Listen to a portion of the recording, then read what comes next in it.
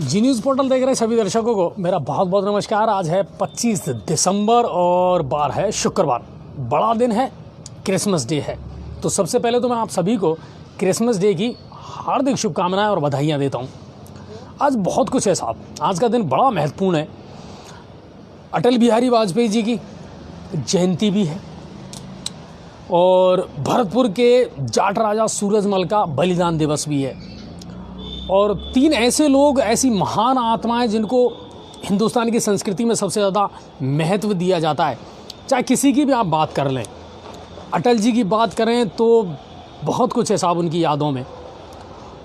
ईसा मसीह की बात करें, प्रभु यीशु की, तो दुनिया को जो त्याग और बलिदान की उन्होंने शिक्षा दी वो अपने आप में अमेजिंग है। अगर महाराजा सूरजमल की बात करें तो क्या शानदार किरदार था साहब, कि जिन्होंने, आपको मैं बता दूं कि जब 1707 में सूरजमल जी का जन्म हुआ, उस समय मुगल काल अपने बिल्कुल पतन की ओर था। 1707 में औरंगजेब की मृत्यु हुई और उसके बाद में उतना वर्चस्व नहीं रहा मुगल काल का। लेकिन उसके बाद भी जाट राजा सूरजमल ने जो अपना वर्चस्व और जो अपनी हस्ती स्थापित की वो आज भी लोगों के जहन में है। तो सबसे पहले आज की शुरुआत जो हम करते हैं वो वहीं से करते हैं। सबसे पहले तो अटल जी की जयंती पर उनको नमन, और उनकी जो कविताएं हिंदी साहित्य पर और हिंदी शब्दों पर जो उनकी पकड़ थी वो शानदार थी। आपके साथ कुछ चीज़ें, मैं कुछ संस्मरण ऐसे हैं जो शेयर करना चाहता हूं कि जब अटल जी प्रधानमंत्री बने थे और जब मैंने टीवी देखना शुरू कर दिया था, लोकसभा और राज्यसभा टीवी जो चैनल हैं वो शुरू हुए थे और लाइव जो है वो प्रोसीडिंग आती थी। लोकसभा की और राज्यसभा की जो बहस होती थी, जो कार्रवाइयाँ होती थी, वो टीवी पर आती थी। और अटल जी की वजह से मैं उनको ज़रूर देखता था। अटल जी के एक एक शब्द, उनके द्वारा बोली गई बातें कहीं ना कहीं सीधा दिल में उतरती थी साहब। उनकी जितनी कविताएं थी, हिंदी पर उनकी जो पकड़ थी वो औसम थी। जितना कुछ उन्होंने लिखा, देखा, पढ़ा और उनके जो विचार थे ना, वो आज भी लोगों के जहन में बिल्कुल याद बन करके और गढ़े हुए हैं गहराई से। हिंदी में जितना कुछ उन्होंने लिखा, जितना कुछ अपने जीवन में अनुभव किया, वो उन्होंने दुनिया को दिया। और अटल वाकई में अटल थे। वो उनकी कुछ कविताएं थी, हार नहीं मानूंगा, रार नहीं ठानूंगा, काल के कपाल पर गीत नए गाता हूँ, लिखता हूँ मिटाता हूँ। क्या शानदार कविताएं थी। और हार में ना जीत में, किंचित नहीं भयभीत में, कितनी सारी ऐसी कविताएं थी जो उन्होंने लिखी। यूएनओ में उनके द्वारा दिया गया पहला हिंदी का भाषण। अटल जी एक ऐसे व्यक्तित्व थे, एक ऐसे पुरुषार्थ थे जिनका ना सिर्फ किसी एक राजनीति में हिस्सा था, बल्कि वो विश्व के सबसे लोकप्रिय नेताओं में माने जाते थे। जननायक थे, लोगों के दिलों में निवास करते थे। और सबसे बड़ी बात यह है कि किसान क्रेडिट कार्ड है, या नदियों को जोड़ने की योजना है, या जो चतुर्भुज योजनाएं हैं, उन सब का श्रेय अटल जी को जाता है। जितनी भी बड़ी योजनाएं हैं, आम आदमी से जुड़ी योजनाएं हैं, और बड़ी जो योजनाएं हैं उनको साकार करने का श्रेय अटल जी को जाता है। उस ज़माने में लगभग ये कल्पना नहीं की जा सकती थी कि इतनी बड़ी योजनाओं को कोई धरातल पे भी उतार सकता है, नदियों को जोड़ा जा सकता है एक दूसरे से, या हिंदुस्तान के पूर्वी हिस्से को पश्चिम से, उत्तर के हिस्से को दक्षिण से जोड़ा जा सकता है। लेकिन ये योजनाएं उन्होंने बनाई। किसानों को सबसे बड़ी सौगात दी किसान क्रेडिट कार्ड के रूप में, ताकि किसान अपना खर्चा चला सके, किसी के आश्रित ना रहे, किसी के भरोसे ना रहे। तो अटल जी, हम आपको सत सत नमन करते हैं। आपका कार्यकाल बहुत कम रहा, मगर जितना रहा वो यादगार रहा। इसके बाद अब हम चलते हैं प्रभु यीशु की तरफ। त्याग और बलिदान की वो मूर्ति साहब। देखिए, मज़हब कोई सा भी हो, धर्म कोई सा भी हो, जाति कोई सी भी हो, मगर इतना जानते हैं कि हर धर्म, हर मज़हब, हर जाति एक चीज़ ज़रूर सिखाती है, और वो है इंसानियत। एक इनक्रेडिबल और एक चमत्कारी बच्चे के रूप में पैदा हुए प्रभु यीशु, और दुनिया को त्याग, तपस्या और इंसानियत का जो मैसेज उन्होंने दिया वो यकीनन बहुत ही अनुकरणीय है, और हमें उस पर चलना भी चाहिए। आप देखिए कि आज पदम जी ने भी लाइव चलाया था, 25 दिसंबर है, और इस तरह का क्रिसमस डे हमने कभी नहीं मनाया कि जब चर्च के ताले लगे हों। प्रार्थनाएं ज़रूर वहाँ हुई हैं, छोटे चर्च में प्रार्थना ज़रूर हुई थी और पदम जी वहाँ गए भी थे, फादर से मिले भी थे। और धर्म कोई सा भी हो, जाति कोई सी भी हो, मगर इतना याद रखिए साहब, ये धर्म और जातियाँ हमने आकर के बनाई हैं, और जो ईश्वर है ना, उसने सिर्फ इंसान के रूप में हमको पैदा किया था, लेकिन इनको जातियों में, धर्मों में तकसीम हमने किया है, इनको बांटा हमने है। लेकिन दुनिया का सबसे बड़ा धर्म है इंसानियत, और प्रभु ईसा मसीह ने तो कम से कम यही सिखाया था। हमने कहीं पढ़ा था कि जब उनको सलीब पर चढ़ाया गया था तो अपने दुश्मनों के लिए भी उन्होंने तो दुआएं की थी कि हे ईश्वर, इनको माफ़ कर देना, ये नहीं जानते कि ये क्या कर रहे हैं, और उनको क्षमा करने के लिए उन्होंने गुजारिश की थी। बहुत बड़ा दिल था। और प्रभु यीशु के जन्मदिन पर और ईसाई धर्म के जितने भी लोग हैं, जितने भी अनुयायी हैं, उनको भी हम जी न्यूज़ पोर्टल की तरफ से क्रिसमस डे की बहुत बहुत बधाई और शुभकामनाएं देते हैं। अब बात करते हैं महाराजा सूरजमल की। आज उनकी 247वीं बलिदान दिवस था। बड़े धूमधाम से ना सिर्फ भरतपुर संभाग में बल्कि हर जगह बहुत धूमधाम से उनका जन्मदिवस मनाया गया था। और भरतपुर के राजा 257वीं उनकी पुण्यतिथि है। और आपको पता है कि राजा सूरजमल के बारे में एक कहावत बड़ी प्रचलित थी साहब, और कहावत ये थी जो मैं आपको उसी भाषा में बोल करके बताऊंगा जो भरतपुर की और हमारी भाषा है, जिसमें थोड़ा सा ब्रजभाषी पुट भी आता है।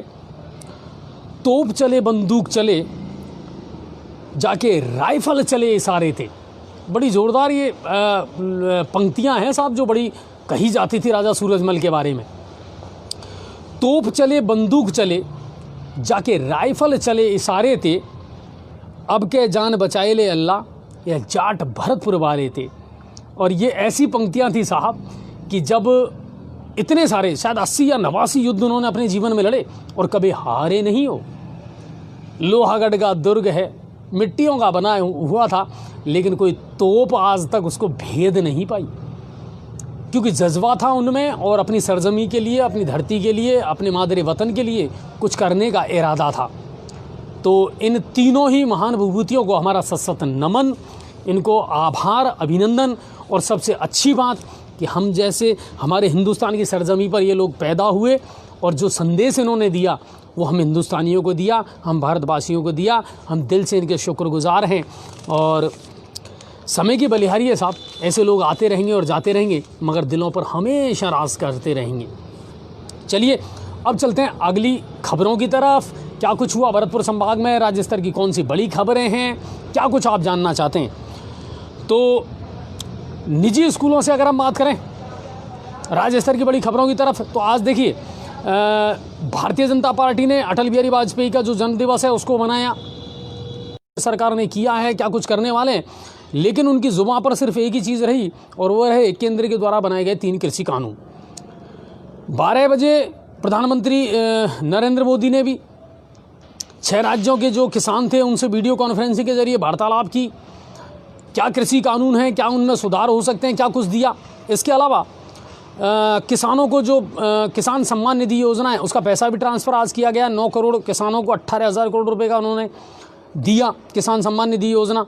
कुल मिलाकर के ये है कि आज का पूरा दिन जो है वो दोनों ही पार्टियों के लिए बड़ा अहम था, और दोनों के लिए ही बहुत कुछ कहने के लिए था, बहुत कुछ सुनने के लिए था। निजी स्कूलों में आरटीई का पैसा जो है वो अब तक नहीं मिला है। अच्छा, अभी मेरे पास में आई है एक खबर कि राजस्थान के पत्रकारों को गहलोत सरकार ने एक तोहफा दिया है। पत्रकार सम्मान योजना की राशि को बढ़ा दिया गया है। गहलोत सर, बहुत बहुत शुक्रिया आपका। और जो पहले 10,000 रुपये थी गंभीर बीमारियों में इलाज के लिए, जो पहले राशि 1 लाख रुपये दी जाती थी, उसको बढ़ा करके 2 लाख रुपये कर दिया गया है। और मेडिकल डायरी जो है उसकी सुविधा देने की भी मंजूरी कर दी है। और सूचना और जनसंपर्क विभाग के आयुक्त महेंद्र सोनी ने ये जानकारी दे करके बताया है। और जो पत्रकार हैं उनको अब 5,000 रुपये के स्थान पर 10,000 रुपये प्रतिमाह सम्मान राशि प्रदान की जाएगी। तो गहलोत सरकार और मुख्यमंत्री गहलोत जी को बहुत बहुत धन्यवाद सर कि कुछ तो सोचा आपने, क्योंकि लगातार बहुत सारे संगठन हैं जो मांग उठा रहे थे कि पत्रकारों की सुरक्षा और उनका सम्मान बना रहे। क्या कहेंगे पदम जी? बिल्कुल, आप और हम तो बहुत लंबे समय से जुड़े हुए हैं। जो जान की जोखिम में पत्रकार अपने समाचार लोगों को दिखाते हैं, बिल्कुल उनकी बराबर सुरक्षा होनी चाहिए। सुरक्षा होनी चाहिए और उनका सम्मान होना चाहिए कहीं ना कहीं। यूपी सरकार ने देखिए आप बहुत बड़ा फैसला लिया है कि अगर किसी पत्रकार के साथ में किसी भी प्रकार की बदसलूकी की गई तो गैर जमानती धाराएं लगेंगी उस पर, यानी जमानत भी नहीं होगी और सीधा जेल जाना पड़ेगा। चलिए गहलोत सर, बहुत बहुत शुक्रिया आपका कि आपने इतना सोचा और इतने तेज़ी से कदम उठाए। निजी स्कूलों को अभी भी आरटीई का पैसा नहीं मिला है। दोस्तों, हमने एक खबर आपको बहुत पहले दिखाई थी कि निजी स्कूल जो हैं वो लगातार धरना प्रदर्शन कर रहे हैं और उनकी सरकार से मांग ये है कि साहब हम अपने जो स्टाफ है उनको तनख्वाह नहीं दे पा रहे हैं, अपना खर्चा नहीं चल पा रहे हैं। इससे अच्छा ये है कि आरटीई का पैसा जो 2 साल से अटका पड़ा है, अगर आप उसको भी रिलीज़ कर दें, उसको दे दें, तो शायद हमको राहत मिले। और उसी समय आनंद फानंद में सरकार ने फैसला भी किया था कि आरटीई का पैसा जो है वो जारी कर दिया जाएगा, लेकिन अभी तक किसी भी निजी स्कूल को आरटीई का पैसा नहीं मिला है। ये बड़ी सोचनीय और चिंतनीय बात है। इसके अलावा तुलसी दिवस मनाया गया। पदम जी ने आज उसको लाइव दिखाया था। महिलाओं ने तुलसी माँ की पूजा भी की, अर्चना भी की और व्रत भी रखा था। लैपटॉप का वितरण नहीं हो पाया है। पिछले 1.5-2 साल से हमारे बहुत सारे दर्शकों ने कल हमको मैसेज भेजा था कि सर लैपटॉप वितरण की जो योजना थी उसको भी सरकार ने कहीं ना कहीं बंद कर दिया है और लैपटॉप नहीं मिल रहे हैं मेधावी छात्र छात्राओं को। तो क्या गड़बड़ है इसमें, वो देखने का विषय ज़रूर है। और उम्मीद करते हैं, देखिए हम ये ज़रूर मान सकते हैं कि पिछले एक साल से जब से कोरोना आया है सरकार के सारे कामकाज प्रभावित हुए हैं, इसमें कोई शक नहीं है। लेकिन अब ज़िंदगी वापस पटरी पर लौटने लगी है। अब आपको वापस जितनी भी योजनाएं हैं उनको क्रियान्वित करना है, उनको सबको आपको धरातल पर लाना है, पटरी पर लौटना है, क्योंकि जीवन भी पटरी पर लौटने लगा है। तो जितनी योजनाएं हैं उम्मीद करते हैं कि राज्य सरकार जो है उसकी समीक्षा करेगी और लोगों को राहत प्रदान करेगी। अच्छा, ये पाचना बांध का अभी तक पेज खुला नहीं है। ये सरकार क्या ये ज्ञापन धरने प्रदर्शन करते रहेंगे स्थानीय विधायक? नहीं, इसमें राजनीतिक इच्छा है ही नहीं पदम जी। और हम अगर इन कमेंट्स पर ध्यान देंगे, देखिए छोटी उदय के पानी का मामला है, पाचना का मामला है, आप और हम लगातार उठाते आ रहे हैं, पर किसी खबर को रोज रोज हम दिखाएं ये भी संभव नहीं है। पाचना का मैटर हो, छोटी उदय के पानी का मैटर हो, साहब आप सब खड़े हो जाइए और जाकर के अपने विधायक से पूछिए। जब आप किसान आंदोलन कर सकते हैं 3 कानूनों के खिलाफ, तो पाचना का मुद्दा क्यों नहीं उठाते? छोटी उदय या डिप्सा के लोग हैं वो क्यों नहीं खड़े होते हैं? आप ही का विधायक है साहब, आप ही ने चुना था, आपने और हमने मिलकर के चुना है, तो क्यों नहीं विधायक से आप सवाल जवाब करते हैं?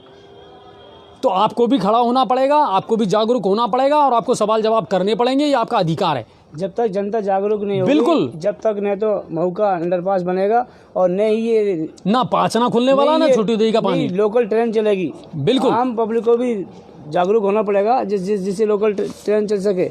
बिल्कुल, हमारा जितने भी दर्शक हैं उनसे निवेदन है सर कि कहीं ना कहीं आपको भी जागरूक होना पड़ेगा।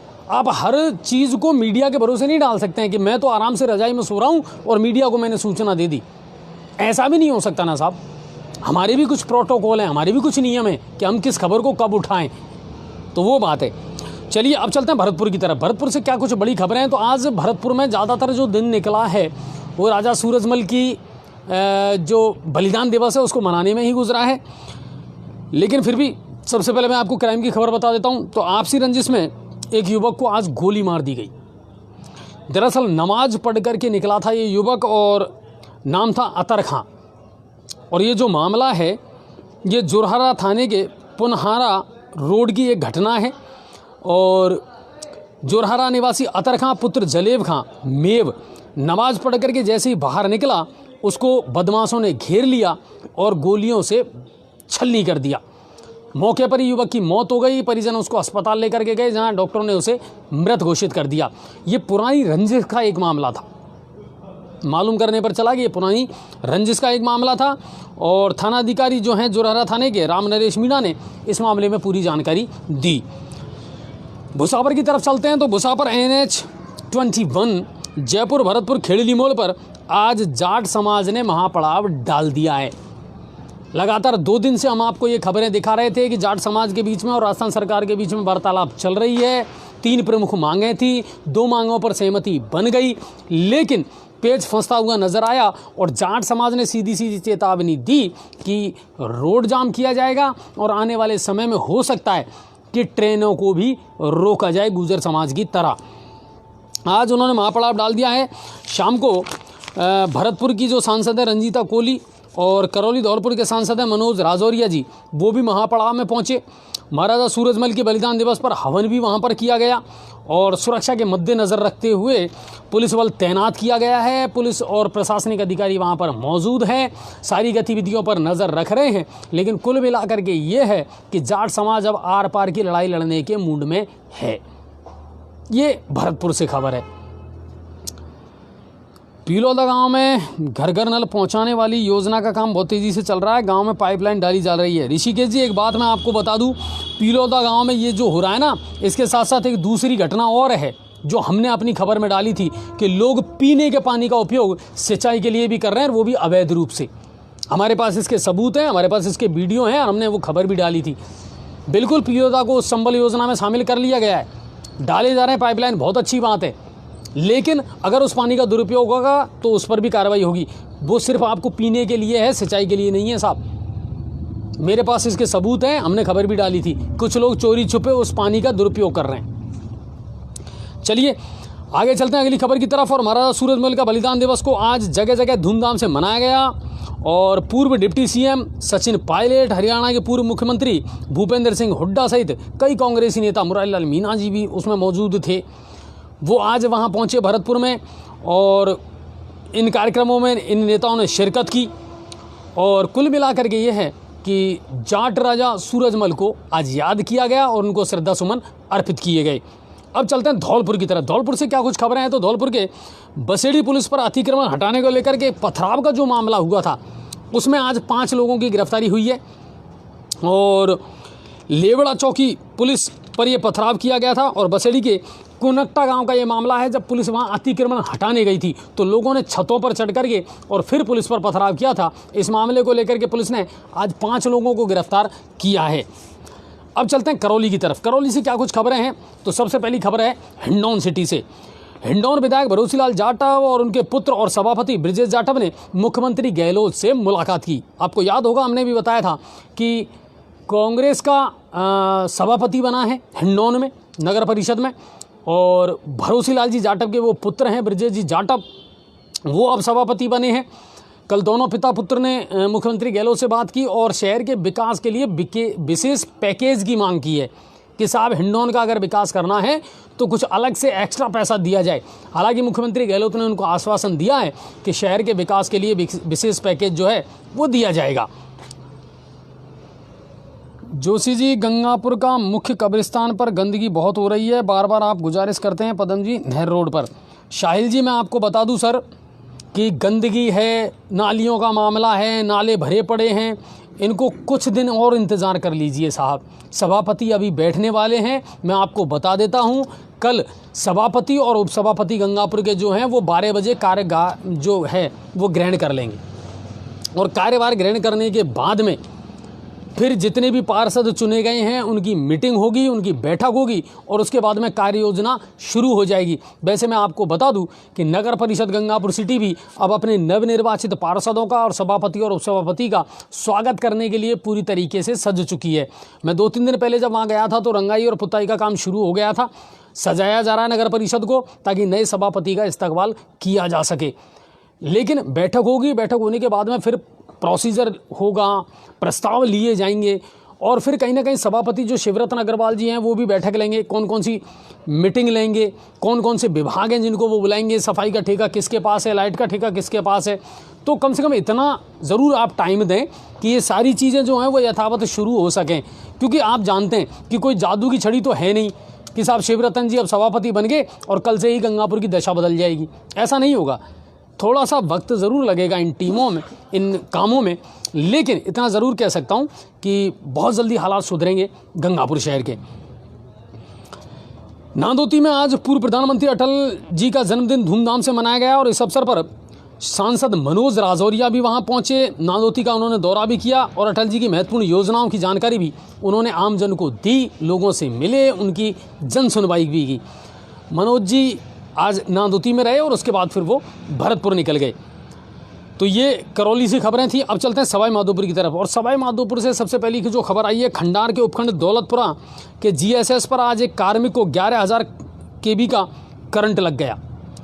दरअसल बिजली ठेकेदार का एक कर्मचारी फ्यूज़ बांधने के लिए जब ऊपर चढ़ा था तो एक तार टूट करके उसके शरीर पर गिर गया, जिससे वो भयंकर रूप से झुलस गया और ऊपर से नीचे आकर के गिरा। तुरंत वहाँ से लोगों ने उसको उठा करके और बैरांडा खुर्द जो अस्पताल है वहाँ एडमिट करवाया। उसकी स्थिति अभी ठीक है और एक बड़ा हादसा होते होते टल गया। महाराजा सूरजमल की 257वीं पुण्यतिथि के अवसर पर आज बैरांडा खुर्द में राजकीय उच्च माध्यमिक विद्यालय में विशाल रक्तदान शिविर का आयोजन किया गया, जिसमें सैकड़ों महिलाओं और पुरुषों ने बढ़ चढ़ करके हिस्सा लिया। और हमारे पास में एक खबर आई थी शाम तक कि लगभग 177 यूनिट ब्लड जो है वो डोनेट किया गया, वो इकट्ठा भी किया गया और कुल मिलाकर के लोगों ने धूमधाम से मनाई राजा सूरजमल की इस बलिदान दिवस को, पुण्यतिथि को। अब चलते हैं गंगापुर सिटी की तरफ। गंगापुर सिटी से क्या कुछ खबरें हैं। सुबह पदम जी ने लाइव दिखाया था चर्च में। अमूमन हम पिछली साल भी मैंने चर्च का लाइव दिखाया था, उससे पहले भी चर्च का लाइव दिखाया था। अपने बच्चों को लेकर वहाँ सेलिब्रेट करने भी हम जाते थे, लेकिन इस बार चर्च भी फीका फीका रहा। और फीका इसलिए रहा साहब कि ये कोरोना जो है ना वो बहुत सारी खुशियों को निगल गया। और बड़े चर्च में तो शायद ताला लगा हुआ था पदम जी। छोटे चर्च में ज़रूर थोड़ी सी प्रार्थना सभा आयोजित की गई थी, तो थोड़े बहुत लोग ज़रूर वहाँ पहुँचे थे, तो वो ज़रूर रहा। और जैसा कि मैंने आपको बताया कि कल 12 बजे सभापति और उपसभापति जो है वो अपना कार्य ग्रहण करेंगे और कल हम इसको आपको लाइव ज़रूर दिखाएंगे और कल ही हम उनका इंटरव्यू भी लेंगे, क्या कुछ उनके दिमाग में योजनाएं चल रही हैं। वैसे आपको मैं बता दूँ, आज वार्ड नंबर 52 में सैनिक नगर वाला जो एरिया है वहाँ पर पूर्व विधायक मान सिंह गुर्जर, पूर्व सभापति संगीता बोहरा और वहाँ के जो नवनिर्वाचित वार्ड पार्षद हैं सीता देवी जी, उनके नेतृत्व में उन लोगों का पूरे वार्ड 52 के लोगों ने स्वागत किया और अपनी समस्याओं से सभापति को भी और पूर्व विधायक मान सिंह गुर्जर जी को भी अवगत करवाया। सभापति महोदय जो हैं शिवरतन जी, उन्होंने कहा कि बिल्कुल मैंने आकर के देखा है, यहाँ सड़कों की समस्या है, नालियों की समस्याएं हैं और इन सब चीज़ों को लेकर के हम कहीं ना कहीं एक इंफ्रास्ट्रक्चर बनाएंगे, एक अपने दिमाग में खाका तैयार करेंगे और उसके बाद में बिल्कुल क्रमबद्ध तरीके से शहर का विकास किया जाएगा। ये उन्होंने आश्वासन दिया था कि जो भी समस्याएं हैं उनका बहुत तेज़ी से निस्तारण किया जाएगा। तो उम्मीद यही करते हैं कि शहर की फिजा बदलेगी साहब और सब कुछ अच्छा होगा। महू कला में बंदरों का आतंक। पदम जी, आपके पास भी ये शिकायतें आती होंगी, मेरे पास भी लगातार आ रही है। महू कला है, एकता कॉलोनी है, बंदर है, उसका बहुत आतंक है। वो डेली 8-10 लोगों को इसका शिकार बना रहा है, काटता है वो डेली। अच्छा पदम जी, एक बात मुझे बताइए कि अगर इस तरह की कोई घटना है तो इसके लिए हम किसको सूचित करें? वन विभाग का है कौन जिम्मेदार? वन विभाग के अधिकारी हैं और जयपुर रोड पर जो वन विभाग का अधिकारी है उसको रेंजर है बैठता है, उसको आप नहीं, आपके पास अगर कोई नंबर हो ऐसे? बिल्कुल, कल उनसे मुलाकात की जाएगी और जो भी बंदरों को आतंक है उनके पकड़ने के लिए कार्रवाई की जाएगी। नहीं बिल्कुल, एकता कॉलोनी से, महू कला से मेरे पास में लगातार मैसेज आए हैं, लेकिन समस्या ये है कि डीएफओ जो कार्यालय ना मेन वो माधोपुर में है, गंगापुर में केवल सब ब्रांचेज हैं। तो यहाँ एक दो कार्यरत हैं, लेकिन उनके पास, आप भी इस बात को जानते हैं, आपने भी महसूस किया होगा, गंगापुर सिटी की नगर परिषद है, समय समय पर नगर परिषद बंदरों को पकड़वाती भी है। बिल्कुल, और उम्मीद करेंगे। देखिए, एक तो बंदरों का, एक दूसरी बात सबसे बड़ा आतंक जो कल हमारे सामने घटना आई थी मोतीपुरा और अन्या से, आवारा कुत्तों के द्वारा हमला किया गया था, बहुत सारे लोगों को घायल किया गया था। और जो भाजपा नेता हैं दर्शन सिंह जी, वो सारे घायलों को लेकर के अस्पताल आए थे। बड़े अफसोस की बात है कि अस्पताल में उतने इंजेक्शन पर्याप्त मात्रा में मौजूद नहीं है। जी, एक आवारा सुअरों को ही बहुत ज़्यादा आतंक है। अस्पताल के अंदर कोई भी खाना लेके आता है, थैले के अंदर उस पर हमला कर देते हैं वो लोग, वो बैग में से, डिग्गी में से खाने को निकाल के ले जाते हैं। नहीं बिल्कुल, बहुत सारे ऐसे गंगापुर क्षेत्र में बहुत सारे ऐसे एरिया हैं जहाँ पर सुअरों का और जो आवारा कुत्ते हैं इनका बहुत बड़ा आतंक है साहब। लेकिन क्या करें, अब समस्या ये आ रही है कि अब इनकी शिकायत करें तो किससे करें? दूसरी बात, इनके लिए अभियान चलाना पड़ेगा आपको। बिल्कुल, नगर परिषद में जो जिम्मेदार अपना पार्षद है वार्ड का, जहाँ पे भी वो शिकायत नगर परिषद में दर्ज करा सकता है, उस पर तुरंत कार्रवाई होती है। नहीं, अब आप भी पार्षद हैं। बिल्कुल, और आप भी नेतृत्व करेंगे लोगों का? बिल्कुल करेंगे, और ये मुद्दे उठाने पड़ेंगे आपको। और कल जब सभापति उप सभापति जब कार्य ग्रहण करेंगे, सबसे पहले हमारा एक ही रहेगा पार्षदों का, जितने भी निर्दलीय हैं या जितने भी कोई भी, हाँ, किसी भी पार्टी से हो, सबसे मतलब पहले जो पट्टे के अंदर हमेशा से भ्रष्टाचार हुआ दोस्तों, मैं बिल्कुल सीधे सीधे आरोप लगा रहा हूँ।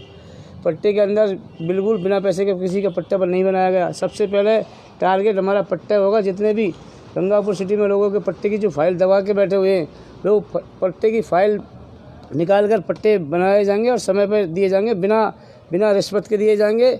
और एक जो आवारा गौवंश है, आवारा गौवंशों के लिए गौशाला की व्यवस्था की जाएगी। बिल्कुल, ये 2 बहुत बड़ी कार्य योजनाएं हैं जिनको सबसे पहले शुरू किया जाएगा। आवारा कुत्ते हैं, आवारा सुअर हैं, बंदर हैं। इसके मामले में सभापति का भी पॉजिटिव है रेस्पॉन्स। उन्होंने भी ये कहा था कि गंगापुर के लिए कुछ हटके करना चाहता हूँ मैं, सबसे पहले पट्टी के लिए और एक आवारा गौवंश के लिए।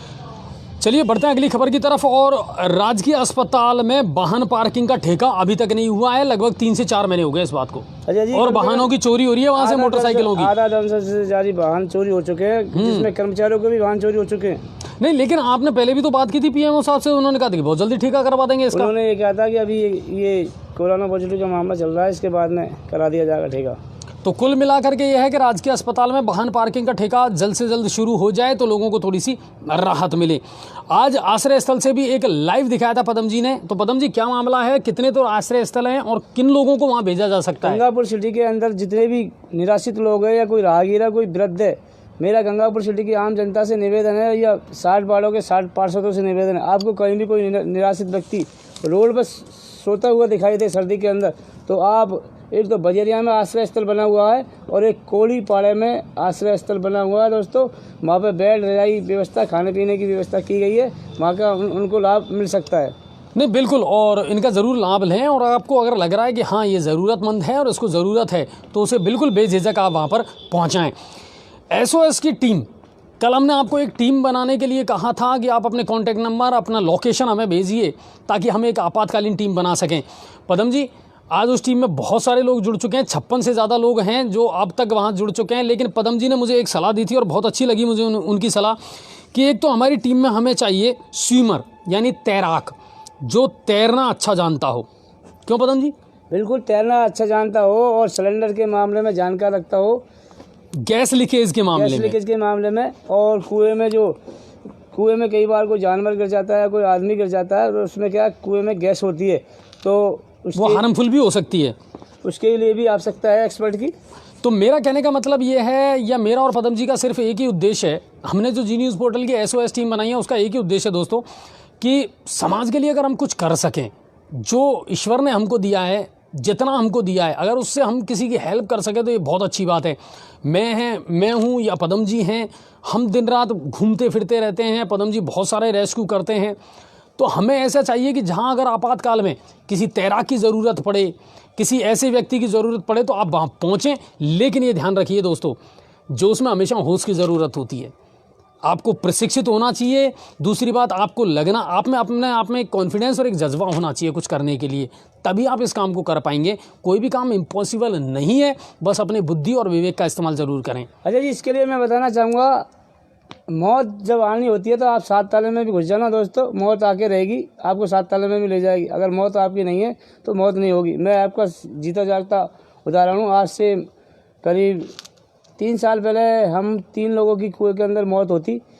हादसा ये था, उस टाइम SDM मुनिदेव यादव थे और आपने बता दिया था वो जो गहरा कुआं था, गहरा कुएं में हम घुस गए और उसको हम जब निकालने के लिए हमने कुएं में बांध दिया था, लेकिन 2 रस्सी होने के कारण उसको नंदी को हमने बांध दिया था, सांड को, लेकिन हमारे पास निकलने के लिए और दूसरी रस्सी नहीं थी। हमने की कि इसको पहले खींच लो, लेकिन जैसे ही खोला तो वो रस्सी खुल गई और हम कुएं के अंदर थे दोस्तों। और जैसे ही वो गिरी तो ये तो नसीब था, ये हमारा 125 फुट गहरे कुएं के अंदर 3 व्यक्ति थे और वो सांड ऊपर से 5 मंजिल से ऊपर से नीचे गिरा और वो हमारे ऊपर गिरा।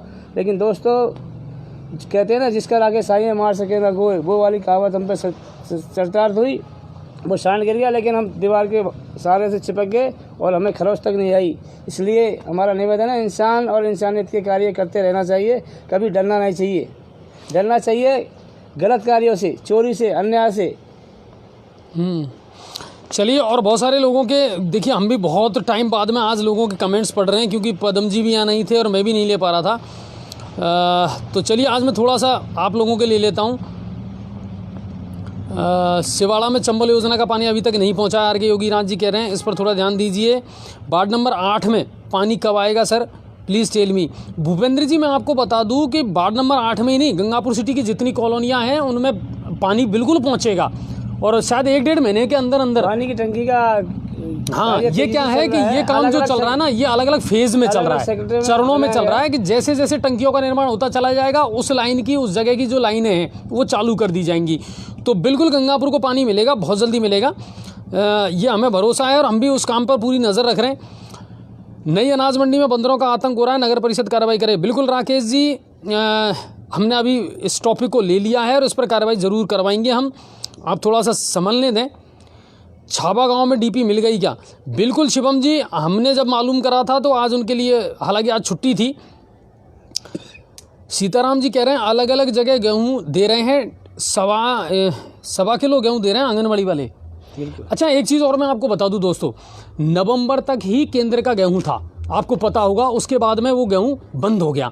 अब आपको सिर्फ स्टेट वाला ही गेहूं मिलेगा, तो आप किसी राशन डीलर से इस बात को लेकर के झगड़ा ना करें। दूसरी बात, जितने भी राशन डीलर हैं उनकी भी अपनी एक मजबूरी है कि अगर किसी के पास में रिक्वायरमेंट है 40 कुंटल की, उसको 25 कुंटल ही मिल पा रहा है, 20 कुंटल ही मिल पा रहा है, तो वो कहाँ से बांटेंगे आपको? क्योंकि हमने भी जब वहाँ मालूम करी है ईओ साहब से, सुनीता जी से, तो उन्होंने कहा कि सर ऊपर से जिस हिसाब से गेहूँ आ रहा है, किसी को एडिशनल मिल रहा है, किसी को कंपलसरी मिल रहा है, तो ये थोड़ा सा जो डिस्ट्रीब्यूशन है ना, इसमें गफलत हो सकती है, गड़बड़ी हो सकती है, सबको बराबर गेहूं नहीं मिल रहा है। अच्छा जी, इसके लिए मैं राशन के लिए बताना चाहूँगा, पहले जो रजिस्टर में दर्ज हुआ करता था उसमें गफलत होती थी, राशन डीलर लोगों का गेहूं डकार जाता था, लेकिन अब सिस्टम खत्म हो चुका है। वो जब तक वो अंगूठा नहीं लगाएगा, जब तक गेहूं नहीं जाएगा, और जब तक गेहूं अंगूठा नहीं लगाएगा, या तो वो लैप्स हो जाएगा या फिर बाद में उसके हाँ, बिल्कुल बिल्कुल।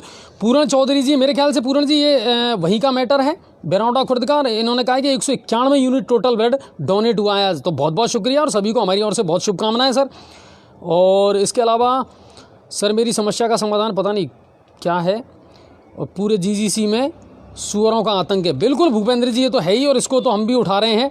वार्ड 20 में आंगनबाड़ी में अभी तक गेहूं नहीं दिया गया है। खालिद जी, मैं आपको बता दूं, आंगनबाड़ी केंद्रों में कहीं पहुंच रहा है, कहीं नहीं पहुंच रहा है। अगर नहीं पहुंच रहा है कहीं भी, तो आप आंगनबाड़ी कार्यकर्ता से पूछें, अगर उनके पास में नहीं पहुंचा होगा ना, तो वो नहीं देंगी बेचारी, कहाँ से देंगी बताओ।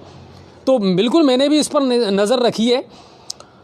ऋषिकेश जी कह रहे हैं उदय मोड़ पर किसानों के वाहनों से अनाज मंडी जाते समय पीछे से चोर, अब तो ये मामला खत्म हो गया। नहीं अजय जी, ये बहुत मामला चल रहा है, ये नहीं पहले तो हुआ था, नहीं अभी भी चल रहा है। इसमें क्या है, नशेड़ी है, 1-2 नशेड़ी हैं, वो पीछे से किसानों के कट्टे को उतारने का कार्य कर रहे हैं। ठीक है, कल इस पर नज़र हम ज़रूर रखेंगे सर।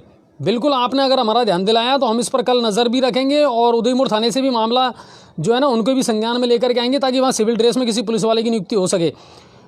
सर, नगर पालिका में बैठने वाले कर्मचारियों का कोई भी टाइम टेबल नहीं है, बन जाएगा बंटी जी। अभी आए हैं नए नए सभापति और पदम जी जैसे पार्षद, सबका टाइम टेबल बनेगा, सबको टाइम से आना पड़ेगा और सबको टाइम से जाना पड़ेगा। वार्ड नंबर 8 में चंबल की लाइन शुरू नहीं हुई है, हो जाएगी सर, अभी थोड़ा सा इंतज़ार करिए आप। और खोदी गई सड़कों को पुनः खोदकर मिट्टी सीमेंट प्लेन कार्य चालू हो रहा है अब धीरे धीरे। बिल्कुल गिरीश जी, जो जहाँ भी पेचवर्क ढंग से नहीं हुआ है वहाँ अब दोबारा से हो रहा है। आपने देखा होगा, वापस उसको खोद करके और दोबारा से मजबूती के साथ उस सड़क को बनाया जा रहा है, क्योंकि हमने इसका लगातार ऑब्जेक्शन उठाया है कि इस तरह अगर आप पेच वर्क कर रहे हैं तो ना करें। संजय मीणा कह रहे हैं सर, केंद्रीय विद्यालय डिबसा के पास भूमाफियाओं ने कब्जा कर रखा है। अगर ऐसा कोई मामला है तो बिल्कुल पुरजोर तरीके से उठाइए, और कल ही आप एसडीएम को और एडीएम साहब को दीजिए इसका ज्ञापन। मुनिराज जी कह रहे हैं करौली में किसी का मर्डर हो गया था सर आज, हमारे पास ऐसी कोई सूचना नहीं है मुनिराज जी। पहले जो चित्र, सबसे पहला पुराना क्षेत्र सालोदा की पानी की सप्लाई नहीं हो पाई है, आज तक आपने मुद्दा उठाया है क्या? ये कह रहे हैं बचन सिंह जी मावई। बिल्कुल, पानी की टंकी का निर्माण महावत नहीं, बिल्कुल हो चुका है बचन सिंह जी, बहुत जल्दी आपको ये पानी मिलेगा, क्योंकि मेरे को मालूम है जितनी भी अलग अलग फेज में टंकियों का निर्माण हो रहा है ना, वो उसके बाद में काम शुरू हो जाएगा। तो ये है, इसके अलावा और कोई पुलिया गाँव में घर घर, हाँ ये हो ही गया। अजय जी, आपका फ़ोन नंबर सेंड कर देना। आजकल तो सब जगह हैं मुकुट जी मेरे नंबर, मैं लाइव दिखाता हूँ, वहाँ भी नंबर आते हैं। पांचना बांध की नहरों में पानी खुलवाने के लिए टोडावीम विधायक से बात करने की कोशिश करें पदम जी। ऋषिकेश जी, बिल्कुल हम किसी से कोई बात नहीं करेंगे, मैं आपको बहुत क्लियर ये बता रहा हूँ, पांचना का पानी खुलवाने के लिए हम किसी से बात नहीं करेंगे, क्योंकि ये लोग तो बेशर्म हो गए। देखिए, हम तो क्लियर कह रहे हैं, ये लोग तो बेशर्म हो गए। अब हम में तो इतनी शर्म है साहब कि हम इनसे बार बार क्या कहें। अब तो यही है कि आप लोग खड़े हो जाएं और रोड रोक लें। ट्रेन रोक लें, जो कर सकते हैं वो करें साहब। नहीं, ऐसा नहीं करना चाहिए। एक बार जनप्रतिनिधियों से जरूर मुलाकात करनी कितने बार चाहिए। मिले साहब, ये लोग बेचारे लोग भी तो दुखी हैं ना, और चीज़ों में तो इनको दर्द नज़र आ रहा है, मगर जो परेशानी है ना वो नज़र नहीं आ रही है। अब सुरेश सैनी जी हैं बामनवास से, आप देखिए कि बामनवास की जो विधायक है ना इंदिरा जी, उनको फ़ोन मिलाते मिलाते मैं पागल हो गया साहब, लेकिन वो फ़ोन नहीं उठा रही हैं, उनका फ़ोन स्विच ऑफ आता है। क्या करें ऐसे जनप्रतिनिधि का जो लोगों से मिलना नहीं चाहती, बात ही नहीं करना चाहती हैं, सिर्फ वोट लेने के लिए फिर सारे दंड प्रणाम करेंगे ये। और अजय जी, जब नमक मिर्ची की खबर लग जाती है, जब कहती है कि हमारा तो बर्तन लगाए नहीं, करना पड़ेगा साहब, वही करना पड़ेगा। चलिए, इसके अलावा और कोई खबर नहीं है। और अंजू गुप्ता जी कह रही हैं गरीब का खाद्य सुरक्षा योजना में नाम जुड़ रहा है और अमीर आदमी जल्दी जुड़ रहा है। नहीं अंजू जी, आपको मैं एक चीज़ और बता दूं, अभी हमने 3 दिन पहले ही आपको एक खबर बताई है, जो लोग गलत तरीके से जिनका खाद्य सुरक्षा में नाम जुड़ा हुआ था, सरकार ने उनसे वसूली भी की है, उनका नाम भी हटाया है 27 रुपये किलो के हिसाब से। और बिल्कुल इसका सर्वे अभी भी जारी है। जो लोग गलत तरीके से जिनका खाद्य सुरक्षा में नाम जुड़ा हुआ है उनका हट रहा है, और जो डिजर्व करते हैं उनका नाम बिल्कुल जोड़ा जा रहा है। अगर आपको ऐसी कोई समस्या है तो बिल्कुल आप हमसे संपर्क करें। बस इसके अलावा और कोई बड़ी खबर नहीं है। पुरानी चुंगी पर टैक्सी वाहनों ने पार्किंग कर रास्ता रोकने की गंभीर समस्या है। बिल्कुल है ये तो, लेकिन इनको अभी कोई जगह भी नहीं मिली है मुकेश जी। ये समस्या है, बहुत लंबे समय से चल रहा है ये मामला। और कस्बा शहर में पानी की, आरसी मीना जी, कस्बा शहर के लोगों ने पहले भी ज्ञापन दिया था, और आज शायद मेरे ख्याल से मेरे पास जो खबर आई है कि जलदाय विभाग के जो कर्मचारी और अधिकारी हैं उन्होंने मुलाकात भी की है ग्रामीणों से। और अगर फिर भी आप लोगों को राहत नहीं मिलती है तो प्लीज़ आप मुझे ज़रूर बताएं, जी न्यूज़ पोर्टल को ज़रूर बताएं। हम इस मुद्दे को ज़रूर उठाएंगे कि अगर वहाँ पानी की राहत नहीं मिलती है तो पहले वहाँ पानी सप्लाई अच्छा हो रहा था शहर में, लेकिन अब कुछ दिनों से ये समस्या आने लगी है। अस्थायी मजदूरों ने अतिक्रमण कर रखा है, कैलाश चंद जी कह रहे हैं। वो तो थोड़ी बहुत देर रहते हैं साहब, जिन्होंने स्थायी कर रखा है उनका क्या करें। चलिए, इसके अलावा और कोई बड़ी खबर नहीं है। आप सभी का बहुत बहुत शुक्रिया और धन्यवाद, और लगातार हम आपके कमेंट्स जो हैं उनको देखते रहेंगे। अच्छा जी, एक चीज़ कहना चाहूँगा मैं, और पहले भी चुनाव से पहले भी हमने लोगों से रिक्वेस्ट की थी कि जो बाल पार्षद आपने चुना है, रोड, पानी की समस्या, लाइट की समस्या, जो भी समस्या है आप अपने पार्षद को बताएं बिल्कुल, और आपकी समस्या का समाधान किया जाएगा। दोस्तों, यदि आपने पार्षद सही चुना है तो वो बिल्कुल आपकी पार्षद सुनेगा, और पार्षद की जिम्मेदारी होती है बाढ़ की समस्याओं के लिए। आपकी कोई भी समस्या है, पानी की है, लाइट की है, गंदगी की है, आप अपने पार्षद को जरूर बताएं। हाँ, और थोड़ा सा टाइम ज़रूर दें और उनके साथ सहयोग भी करें। देखिए, एक बात ध्यान में रखिए, और दूसरी बात, अब तो गवर्नमेंट ने आपको एक अधिकार और दिया, राइट टू रिजेक्ट का। अगर 1 साल तक आपका पार्षद कोई काम नहीं करता है तो उसको वापस घर का रास्ता दिखा सकते हैं आप। ये अधिकार है आपके पास में। क्या है, कैसा है, ये मैं बताता रहूँगा। और आपसे मैंने कल भी कहा था कि अब हम एक नया प्रोग्राम शुरू करने वाले हैं जो आपको जागरूक करेगा। कौन सा आपका अधिकार है, कौन सा कानून है जो आपको बहुत सारे अधिकार देता है और आपको जागरूक करता है। इस कार्यक्रम का आप इंतज़ार करिए, बहुत जल्दी हम शुरू करने वाले हैं ये कार्यक्रम। आप सभी का बहुत बहुत धन्यवाद। ये आज की खबरें थी तमाम, और उम्मीद करते हैं आपको पसंद आई होगी। शेयर करें ज़्यादा से ज़्यादा खबरों को, लाइक करें जी न्यूज़ पोर्टल को, फॉलो करें। बहुत सारे लोग कह रहे हैं कि साहब हमारे पास नोटिफिकेशन नहीं आता। मेरी उनसे रिक्वेस्ट है, फेसबुक पर जाएं, गंगापुर सिटी पोर्टल लिखें, उसे लाइक करें, जो थंब है उसको फॉलो पर फॉलो करें, और जुड़ जाएंगे आप, और हर लाइव नोटिफिकेशन आपके पास आएगी। यही आपको यूट्यूब पे करना है, आप उसको सब्सक्राइब करें चैनल को, और बिल्कुल हमारी हर खबर को वहाँ देखते रहें। आप सभी का बहुत बहुत धन्यवाद, बहुत बहुत शुक्रिया। और उम्मीद ये करते हैं साहब कि सर्दी का मौसम है, एहतियात बरतें। और कल का लाइव हम आपको ज़रूर दिखाएंगे जब सभापति अपना पदभार ग्रहण करेंगे, क्या उनके इरादे हैं और क्या इस शहर के लिए उनके दिमाग में थीम है, ये कल हम ज़रूर आपको बताएंगे। एक बार फिर से महाराजा सूरजमल की पुण्यतिथि और अटल बिहारी वाजपेयी जी की जयंती और प्रभु यीशु का जन्मदिन, इन तीनों के लिए आप सभी को बहुत बहुत बधाई और बहुत बहुत शुभकामनाएं। जय हिंद और जय भारत।